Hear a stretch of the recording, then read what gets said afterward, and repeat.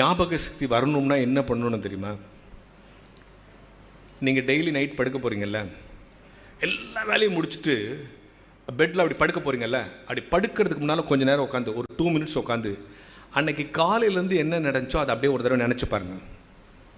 காலையில் எழுந்தோடனே மோட்டர் போடலன்னாங்க, அப்புறம் போய் மோட்டர் போட போனோம். மோட்டர் போட்டு கொஞ்சம் நேரத்தில் கரண்ட் கட் ஆச்சு. அப்புறம் வந்து பல் வலிக்கணும், அதுக்குள்ளே ஸ்கூல் லேட் ஆச்சு, அதுக்குள்ளே மழை பெஞ்சிச்சு, ஒன்று கொடை இருந்தோம் அப்படின்னு காலையில் ஆஃபீஸ் போனால் அங்கே கொஞ்சம் லேட் ஆச்சு, அங்கே திட்டாங்க. மத்தியானம் லஞ்சு இருந்துட்டு லஞ்சில் கொஞ்சம் உப்பு ஜாஸ்தி ஆச்சு. இப்படி இது எல்லாத்தையும் யோசிச்சுட்டு படுங்க. இந்த மாதிரி 3 மாதம் செஞ்சால் மூளை ட்ரெயின் ஆகிடுன்னு சொல்கிறான். மூளையை ட்ரெயின் பண்ண கற்றுக்கிறது தான் மிகப்பெரிய கலை. அப்படி ட்ரெயின் பண்ணுறதுக்கான டிப்ஸை கொடுக்கறது தான் புத்தகம்.